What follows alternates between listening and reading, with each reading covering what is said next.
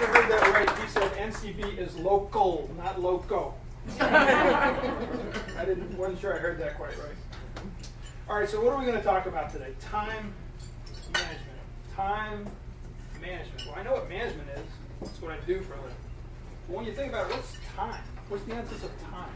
It's not animal. It's not vegetable. It's not mineral. Certainly not mineral. It's not something I can put in my pocket. I can track it, and I can track it on my wrist, but I can't put time on my wrist. We talk about it all the time. What do we say about time? Time flies when you're having fun.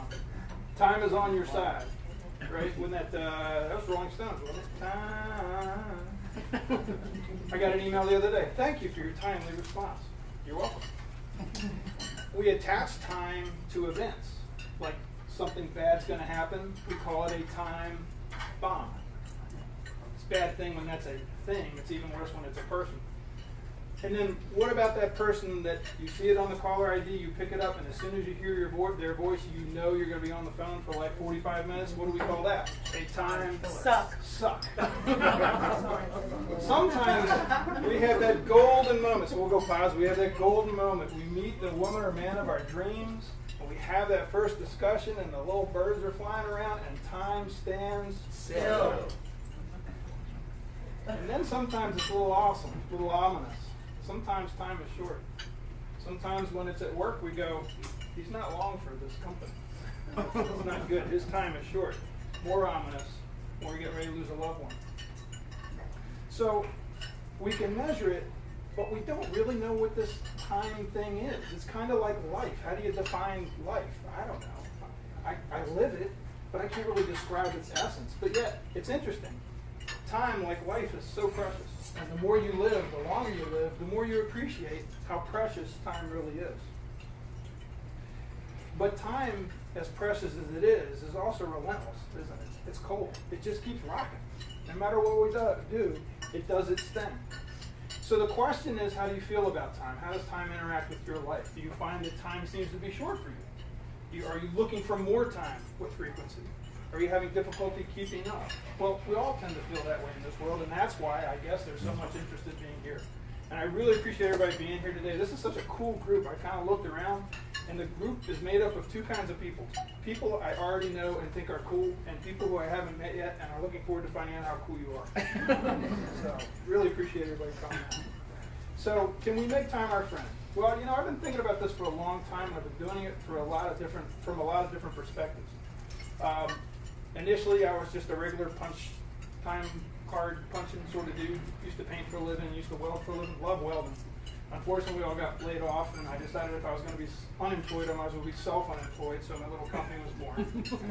And that changed the way I thought about time and how I managed it, because then I really understood what it meant that time was money. It wasn't something that just kind of went by, and I just punched the clock. Suddenly, it meant something, and I could add value to it, a whole lot.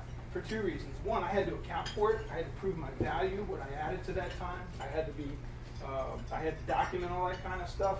My time, I realized, wasn't really my own. My time was something that I gave to somebody else, and it was up to me to add as much value as humanly possible.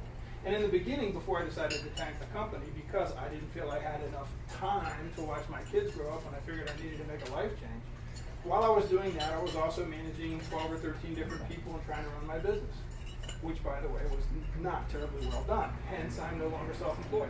I converted those arrangements into employment arrangements. I was a part-time employee for those 3 clients. And then things changed for me again, because over time, we didn't know what to call me at Dubin and Associates back in the day. I wanted to be called a site operations specialist with Arthur. Arthur thought was really cool because it spelled it SOS. And pretty much my job was to walk into stuff that was all screwed up and try to figure out how to fix it. Little did I know that was going to be great training, because it was very stressful and it was very difficult, but wow, how wonderful. And then I was that guy, because I had this part-time on-site stuff. I was creating on-site offices where they didn't exist before, so I get to create systems, and that was really fun. And then the world changed again. We were purchased by Zalco Realty. And then my thing changed again. But right before we came over to Zalco, I was promoted to Director of Community Management. My time changed completely, and it did carry on into my Zalco years, which I've been for 12 years now. And that was a split between trying to figure out how to give the clients I was responsible for enough time, and the people that I was supposed to be supporting enough time. And that was a real challenge.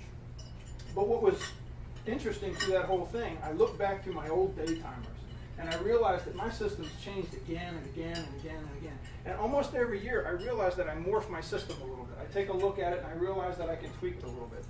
Time management, such as it is an interesting thing. And no matter how good you think you're good at, how good you think you are at it, you can always get better. You can always pick up some other stuff. You can always pick up a nuance. The interesting thing, and why it was kind of exciting for me, is I realized that the better I was at managing my time on the professional realm, the better human being I was. And that was important because my situation changed like it does for everyone, or many people, I guess. It was different when I was a single fellow. Then I got married. Then we had kids. Now I'm a pop-up. And time is different for me now. And I'm grateful that I have really great mentors and really great teachers that taught me how to manage my time and my events, because that stuff actually carried forward into my personal life. And I realized that it really wasn't segmented as I thought it had been. So really, what are we talking about? We're talking about introspection. We're talking about analysis. We're talking about how we live our lives, the way we live our lives, how we do our jobs. The interesting thing that I realized after reading all my mentors and all that sort of stuff is it's more mindset than skill set. Definitely we're going to learn skills today. Definitely we're going to learn some techniques that we can use. But it starts with the mindset, attitude. We're going to talk a lot about that. There's an emotional component. But it always means change. Whether you're here because you feel like you don't have a system and you're trying to figure out a system, whether you're not so sure that it's working as well as you wanted it to. I talked to a few folks kind of like, well, I got sort of controlled chaos, but I'd like to control it a little more. It's about today is really focused on identifying what's the highest and best use of our time. We're going to talk about